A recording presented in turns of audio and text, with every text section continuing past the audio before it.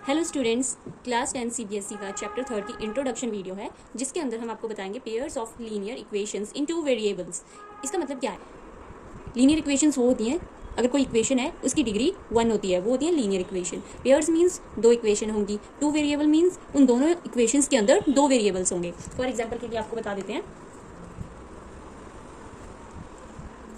जैसे कि दो आपकी पेयर्स हैं, यानी कि दो इक्वेशंस होंगी। जैसे कि हम फॉर एग्जाम्पल ले लेते हैं, ये देखिए इस तरीके से आपकी दो होंगी इक्वेशंस। चाहे तो आप यहाँ पे इस तरीके से भी ले सकते हैं कि यहाँ पे माइनस है, यहाँ पे प्लस है, इज इक्वल टू 0। इस तरीके से आपकी दो इक्वेशंस आएंगे। आप देखिए इसके अंदर दो वेरिएबल भी हैं, ठीक है, वो भी क्लियर हो गया। और ये दो इक्वेशंस हैं यानी कि पेयर भी हो गया। लीनियर इक्वेशंस का मतलब होता है कि जो इसका एक्स और वाई वेरिएबल है उनके ऊपर जो इसकी डिग्री है वो 1 है, ठीक है। इसके ऊपर कुछ नहीं है मतलब 1 है, इसके ऊपर कुछ नहीं है मतलब 1 है, ठीक है। ये बात क्लियर हुई। अब इसकी स्टैंडर्ड फॉर्म क्या होती है? इसकी स्टैंडर्ड फॉर्म इस फॉर्म में होती है जिसमें A1/A2, यानी कि जो आपके वेरिएबल के साथ नंबर होगा वो होगा आपका A1, और जो नीचे वेरिएबल के साथ नंबर होगा वो होगा आपका A2। इसी तरीके से इस वेरिएबल के साथ वाला नंबर यानी कि ये वाला 2 क्या होगा आपका B1, और इसके साथ वाला नंबर आपका होगा B2, और ये आपका होगा C1, ये होगा आपका C2। आप क्लियर हो गए? क्लियर हो गया इससे कि कैसे ये इक्वेशंस आएंगी, कैसे वेरिएबल होंगे और किस फॉर्म में ये आएंगी, ठीक है। यानी कि आपको इसको इस फॉर्म में लिख लेना है, अपॉन में लिख लेना है 2/3। यहाँ पे क्या है 2/5, यहाँ पे क्या है 5/7, ठीक है जी। अब देखिए नेक्स्ट, इसके जो सोल्यूशन है वो आपको 3 तरीके से पूछे जा सकते हैं। आगे वाले आप चैप्टर्स में पढ़ेंगे, आगे आप चैप्टर में पढ़ेंगे कि इसके जो सोल्यूशन है वो आपको 3 तरीके से पूछे जा सकते हैं। या तो आएगा ग्राफिकल मेथड, या फिर आएगा सब्स्टिट्यूशन मेथड, या फिर आएगा एलिमिनेशन मेथड। चलिए तो आज फर्स्ट मेथड के बारे में जानेंगे। ग्राफिकल मेथड में क्या होता है? ग्राफिकल मेथड में आपके 3 तरीके की जो मेन आपके रूल्स फॉलो होंगे वो ये हैं। पहले आपको इनको क्लियर करना ज़रूरी है, ये बेसिक है। अगर आप ये क्लियर नहीं करेंगे तो आप आगे क्वेश्चन सॉल्व नहीं कर पाएंगे। 3.1 इसी पे बेस है, ठीक है जी। देखिए ग्राफिकल मेथड में आपके 3 रूल्स होंगे। अगर आपका A1 A2 B1 B2 के इक्वल नहीं है तो उसको हम कहेंगे इंटरसेक्टिंग लाइन, और उसको कॉन्सिस्टेंट लाइंस भी कहते हैं, ठीक है। इनके अंदर क्या होता है? वन सोल्यूशन होता है। मीन्स कि अगर आपकी कोई लाइन है ग्राफ के अंदर ऐसे जा रही है और दूसरी लाइन उसको इंटरसेक्ट करके जा रही है, जिस पॉइंट पे वो इंटरसेक्ट करेगी वो उसका आंसर होगा, ठीक है। और पहली बात कि वो इंटरसेक्ट करेंगी उसमें क्या आपका होगा? वन सोल्यूशन होगा, मतलब एक ही आंसर होगा, ठीक है। ये रूल्स आपको पढ़ने पड़ेंगे। अब देखिए सेकंड, अगर किसी में आपका A1 A2 इक्वल है B1 B2 के और C1 C2 भी इक्वल आ गया, मतलब तीनों ही इक्वल आ गए, तो इसका मतलब आपका कोइंसिडेंट लाइंस होंगी जिसके मैनी सॉल्यूशंस होंगे, और उसको कंसिस्टेंट लाइंस भी कहा जाता है, ठीक है। उसको 2 तरीके के नाम दे रखे हैं। ये आपको अलग अलग क्वेश्चन आएंगे, किसी में इस लाइंस के बारे में पूछा जाएगा, किसी में इसके बारे में, ठीक है। मैनी सॉल्यूशंस होंगे मतलब कि ग्राफ पे इसका कैसे सोल्यूशन बनेगा, मतलब कि एक लाइन के ऊपर ही आपकी दूसरी लाइन ड्रॉ हो जाएगी, और उसी के ऊपर तीसरी, उसी के ऊपर फोर्थ, ऐसे मतलब अनगिनत उसी लाइन के ऊपर ड्रॉ होंगी, तो मैनी सॉल्यूशन होगा, और उसको क्या कहेंगे? कोइंसिडेंट लाइंस, जिसमें तीनों ही इक्वल होंगे। थर्ड में देखिए A1 A2 इक्वल होगा B1 B2 के, और C1 C2 के इक्वल नहीं होगा। मतलब फॉर एग्जांपल यहाँ पे 2/4 है, यहाँ पे भी 2/4 आ गया, ये दोनों तो इक्वल हो गए, बट C/C2 मीन्स यहाँ पे 1/2 है, ये इक्वल नहीं होगा ना। ये दोनों तो इक्वल हो गए, ये थर्ड पार्ट इक्वल नहीं होगा, तो उसमें क्या होगा? पैरेलल लाइंस होंगी, ठीक है। पैरेलल लाइंस होंगी तो कोई सोल्यूशन नहीं होगा, मतलब ऐसे पैरेलल एक दूसरे के वो चलती जाएंगी और उसमें कोई सोल्यूशन नहीं होता है, ठीक है जी। अब देखते हैं ग्राफिकल मेथड सॉल्व कैसे करते हैं। इसकी एक एग्जाम्पल ले लेते हैं हम। देखिए ये है आपका ग्राफिकल मेथड। अब ध्यान से सुनिए कि इसको कैसे सॉल्व किया गया है। फॉर एग्जांपल के लिए यहाँ पे मैंने 2 इक्वेशन ले ली हैं आपकी। हर क्वेश्चन के अंदर 2 इक्वेशन जरूर आएंगी, 2। अब देखिए फर्स्ट इक्वेशन को हम लिख लेंगे, उसके अकॉर्डिंग हम बॉक्स बना लेंगे। इसी तरीके से हम सेकंड इक्वेशन को राइट साइड लिख लेंगे, उसके अकॉर्डिंग हम बॉक्स बना लेंगे। बॉक्स बनाने के बाद आपने क्या करना है? एक कॉलम बना लेना है एक्स का, एक कॉलम बना लेना है आपने वाई का। जो एक्स का कॉलम है उसमें हम एक बार ऊपर 0 लिख देंगे, और वाई के कॉलम में हम एक बार नीचे 0 लिख देंगे। जैसे कि राइट साइड आप देख रखे हो, ये कंपल्सरी है, हर टाइम आपने यही करना है। एक 0 आपने वहाँ लिख देनी है, एक 0 आपने वाई के कॉलम में लिख देनी है, इस तरीके से, जैसे कि ये राइट साइड यहाँ पे दिखा रखा है, ठीक है। अब हम इसको सॉल्व करेंगे। देखिए जो फर्स्ट इक्वेशन है आपकी उसको लिख लीजिए। अब सबसे पहले आपका काम क्या होता है कि आपने एक्स को हाइड करना होता है, ठीक है, और वाई की वैल्यू लिखनी होती है।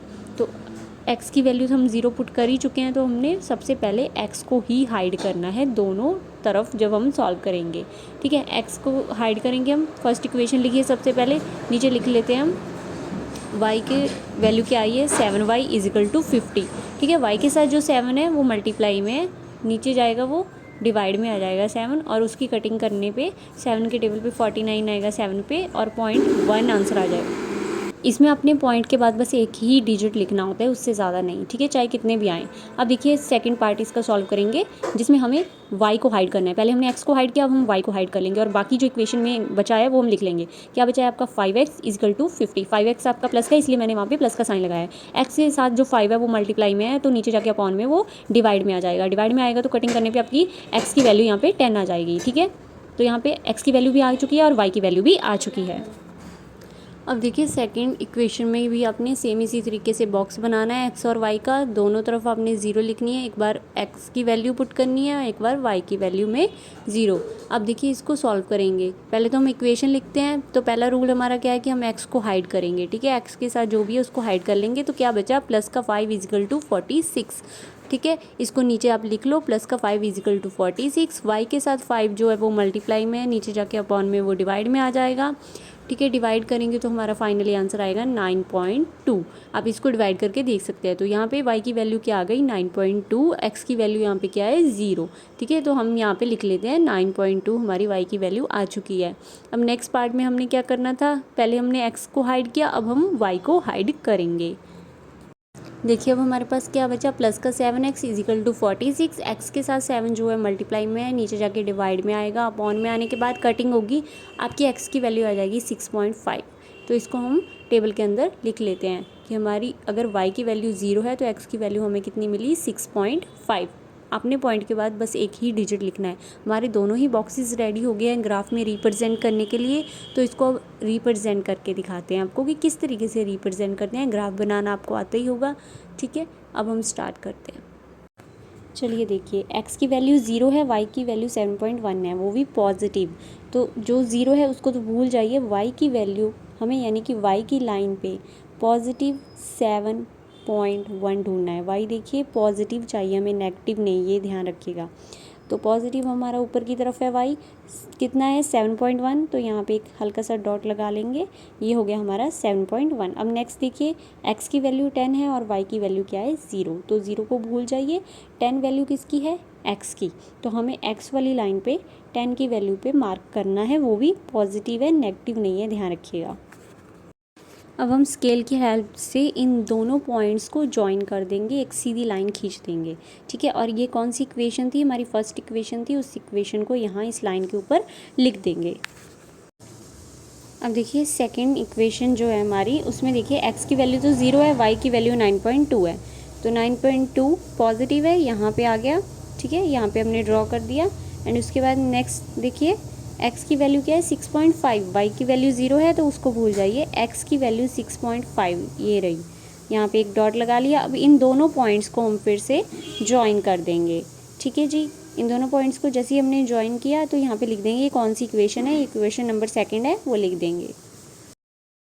अब आपने जितने भी पॉइंट ड्रॉ किए थे वहाँ पे लिख दीजिए कि x की वैल्यू क्या थी, y की वैल्यू क्या थी। जैसे कि यहाँ पे x की वैल्यू 0 थी और y की वैल्यू 7.1 थी, और यहाँ पे x की वैल्यू आपकी 0 थी और y की वैल्यू 9.2। यहाँ पे x की वैल्यू क्या थी 6.5 एंड y की वैल्यू 0। यहाँ पे आपकी x की वैल्यू है 10 और y की वैल्यू है 0, ये लिखना ज़रूरी है, ठीक है जी। जहाँ पे दोनों लाइंस मिलती हैं वो होता है इंटरसेक्टिंग पॉइंट, उसको हम E लिख देते हैं। अब हमने इससे बिल्कुल नीचे ड्रॉ कर देना है x वाली लाइन पे भी और y वाली लाइन पे भी, जहाँ पे भी ये टच करेंगी वहाँ E पॉइंट से स्टार्ट करके नीचे को ले आना है, x वाली लाइन पे भी y वाली लाइन पे भी। पहले हम x की वैल्यू लिख देंगे कितनी आई 3 और y की 5, तो ये आपका फाइनल आंसर होगा। यही रियल में आंसर होता है इसका, ये होता है ग्राफिकल रिप्रेजेंटेशन मेथड, ठीक है। नेक्स्ट वीडियो में हम सेकेंड और थर्ड मेथड सब्स्टिट्यूशन और एलिमिनेशन मेथड करेंगे। Thank you.